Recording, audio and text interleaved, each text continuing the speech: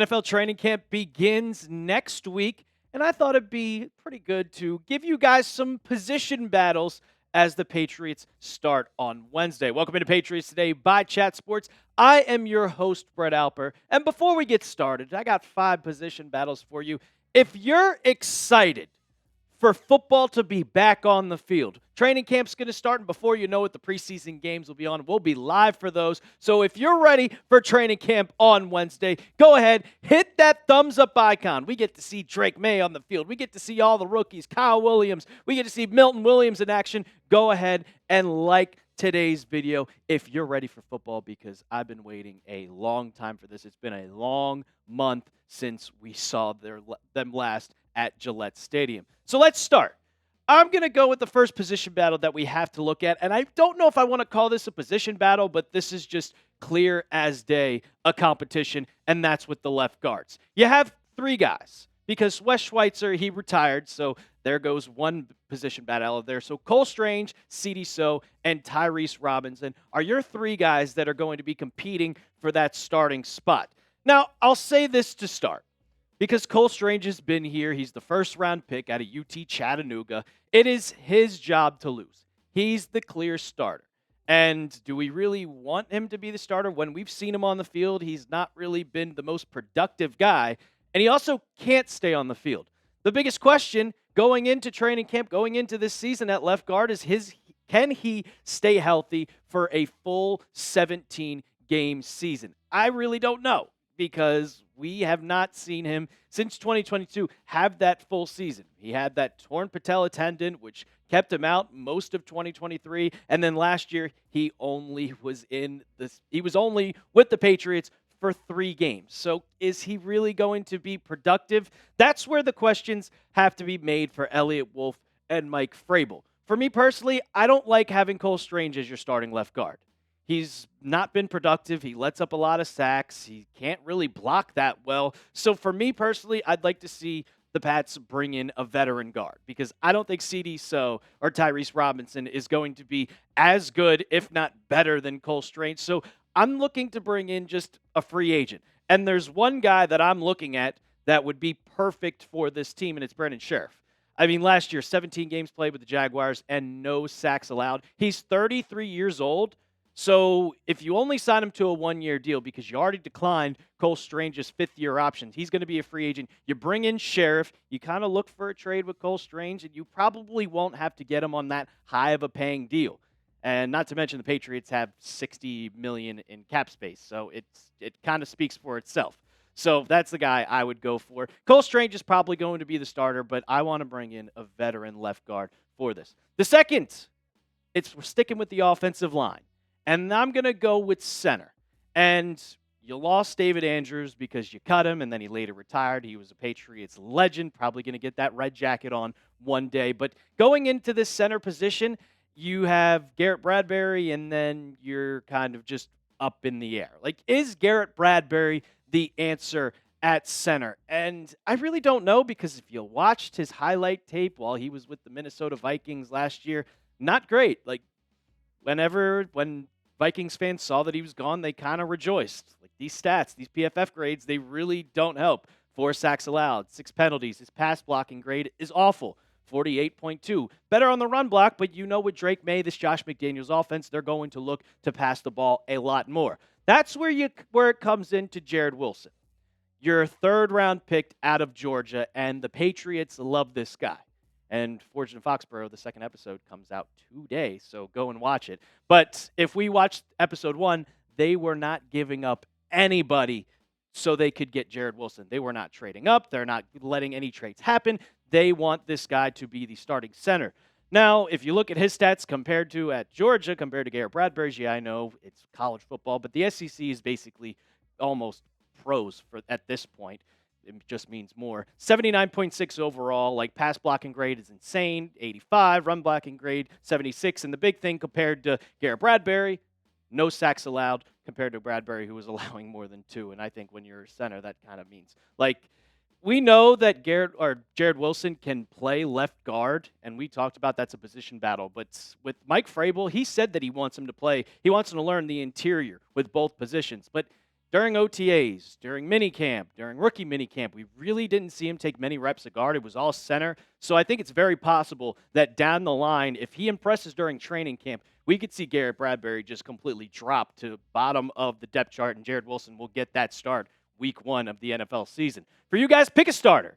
Who do you want to see be that starting center week 1? Type GB for Garrett Bradbury or type JW for Jared Wilson. With a Georgia guy, 3rd-round pick, I think that Jared Wilson might sneak up there and become the starting center. All right, sticking with the offense, but not with the offensive line anymore, but the offensive line has a huge impact on this guy, and that is the running back 2 role. We know Ramondre Stevenson is going to be your RB1 to start the year.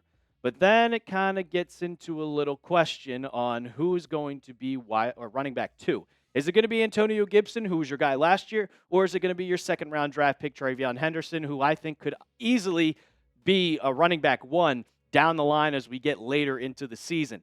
Question that I have is when the season starts, is he going to come out, and just automatically be running back 2? I've seen some rumors about Antonio Gibson possibly being a trade candidate. But Henderson, I mean, they're both kind of the same type of running back, your pass-catching guy. And when you look at Gibson's last 2 seasons, I mean, they're okay. Like 4.5 yards per carry is not bad, 1 touchdown. And you look at the receptions from 2023, he had 48. And then in 2024, it goes all the way down to 23. So that's what you're looking at, a pass-catching running back. But when you get into Travion Henderson, like this is only at Ohio State. He was splitting the backfield with Quinshon Judkins, and Patriots got the right draft pick, clearly. 19 catches, 27, but he wasn't really that pass-catching back that you saw, but you know he can pass block. You know he can catch out of the backfield. So I think Henderson might get the nod as running back 2. The only problem is Gibson might get the head start, and hopefully, as we're recording this video, he still has yet to sign his contract, and Travion Henderson is one of many 2nd-round picks to sign his contract. We're still waiting. I'm patiently waiting. The second he signs the contract, I'm making a video for you guys, and that's why you subscribe to the channel. But Henderson holding out. He wants guaranteed money.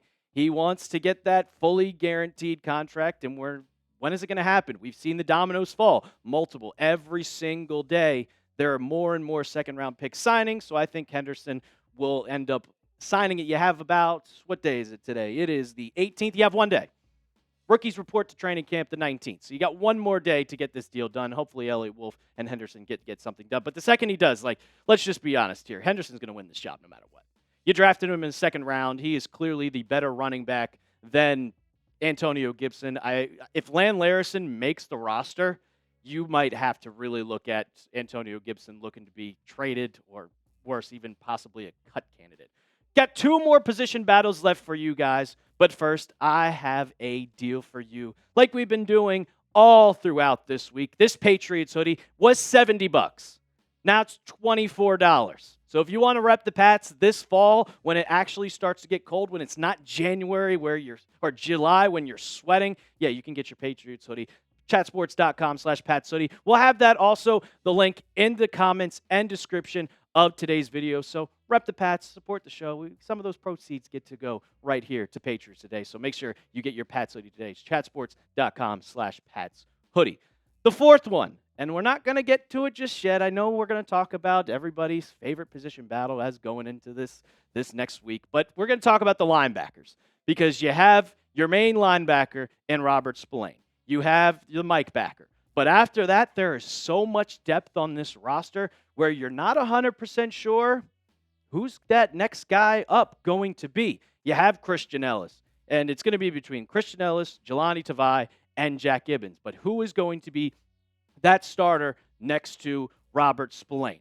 And this is probably one of the most interesting position battles that going into training camp that I'm looking forward to see because all of these guys are very, very, very similar. Jelani Tavai has kind of the upper hand advantage, I want to say, because he was leading the team in tackles. But Christian Ellis, they signed him. It was a restricted free agent. He went and outsigned with the Raiders, and the Pats went, hold on, we're going to match that contract. You're not going anywhere. And then Jack Gibbons coming over from Tennessee, who has experience, who's been coached by Mike Vrabel coming in to New England. But here's what Mike Reese had to say about Christian Ellis And that makes me think that maybe he could be the next linebacker next to Robert Spillane. He said when the Patriots held their final practice on Tuesday, all the way back in June, with the defense buzzing and music blaring, the offense worked with a silent snap count. Christian Ellis was at the heart of the action. Whether Ellis remains in that spot will be among the team's top competitions when training camp begins July 23rd, with veterans Jelani Tavai and Jack Gibbons along vying for that role. And if you kind of compare the two, you have to really give the edge to Ellis. When you're a linebacker, you're going to get as many tackles as possible. Like, Tavai is a great, great run defender. But, I mean, if you look at the PFF grade, Pro Football Focus, they think that Ellis is a way better linebacker than Tavai. And we don't know if Tavai is truly going to be healthy going into training camp. We're still waiting on an update, and we haven't gotten a single thing. The last update was June 3rd, when Adam Schefter tweeted this out and said, expected to be for training camp, sideline to tilt training camp. It was a calf injury. You have to take those things seriously, because if you plant wrong with a strained calf, boom, your Achilles goes. We've seen it with Damian Lillard in the NBA and Tyrese Halliburton. Like, calf injuries are not something to take lightly. So he gets a head start. And if Tavai's not ready on Wednesday, that is a big L for him. He's also been talked about in trade talks. I think it was Bleacher Report talked about how he was a top candidate to be traded. I don't know if the Patriots are going to trade him, but me personally, I think Ellis will get the start over Tavai solely because there's a big reason why you match a guy's contract as a restricted free agent and letting him go, because the Patriots love him. So I think that he's going to get the nod and show out during training camp. Now for the last one. Everybody, I saved the best for last. Everybody's been talking about it. We're still talking about it to this day. And it is the wide receivers. And it's the big one, because after Stephon Diggs, it's a little rough. And we don't know who's going to make the roster at this point. And it's a big roster battle between, I want to say it's probably going to be about 7 people. Because after Diggs, Demario Douglas, and Kyle Williams, you have a bunch of players. And who is it going to be? Who's going to be the 7 wide receivers? I think the Patriots are going to keep 7. Some people have said 6. Some people say 7. Me, personally, after watching minicamp, I think it's going to be 7. So here's my 4 guys to be a lock. You have Diggs, Williams, Douglas, Mac Hollins. You've seen this graphic so many times. You probably memorized it at this point. Some people talk about Mac Hollins not going to be a lock. I'm like, they need a deep threat. They have no deep threat at whatsoever. You need someone to be able to throw up the ball to deep, and Stephon Diggs is not going to be that guy. Here's your 5 fighting to make the roster. And if you see, I don't include John Giles out there because he's just not going to. He might make the practice squad, but you have Kayshon Boutte, Bourne, Chisholm, Jalen Polk, and Javon Baker. I made a prediction of who is going to be the 7. And here is my 7. I think that Jalen Polk is going to get the nod and end up on this roster. And the one guy that you're probably thinking, wow, he's not on this list. Yeah, I don't think Kendrick Bourne's going to be here much longer. And it's because he's on the past age of 30 and he's declining. But we talked about it on yesterday's video. Chad Graff of The Athletic said that Stephon Diggs might start on the PUP list and miss 4 games. If that does happen, Kendrick Bourne will be on this team. I guarantee it, he'll be on this team. Now, if Stephon Diggs is healthy and we don't see him off the PUP list, then that August 26th deadline, you might see Kendrick Bourne be a part of those cut candidates. I don't know if anybody's going to want to trade him knowing that he's a declining 30-year-old. So it just looks like that he's not going to be a part of this Patriots. His time has come to an end. And Javon Baker, sorry, bud, but you have one more chance. If you look the best wide receiver, that's the only way you're going to stay on this team. Pick one to make the Patriots roster. I got 4 on here. You could choose any 4. Everybody loves Efton Chisholm. I think he's going to make this roster. I'm choosing EC. So go ahead, type down in the comments EC, JP, JB, or KB. Let me know down in the comments section below. And I got a bonus battle for you guys, a kicker competition. Slightly a kicker competition. He kind of lost the job in OTAs and minicamp, but it's still going. And he's still a part of this roster, so it's a competition. And you got your draft pick, Andreas Borregales, and then John Parker Romo, the veteran, also coming over from Minnesota, like Garrett Bradbury. And Parker Romo hasn't looked the greatest, and Andreas Borregales, Andy Borregales, has looked absolutely great. Like, in minicamp, it looked like he truly couldn't miss. 19 out of 20 in 5 practices in front of the media. Obviously, not all of those practices were public, so we don't know what John Parker Romo did in those kind of closed, not to the media, but in the open practices where we all saw everything that's happening.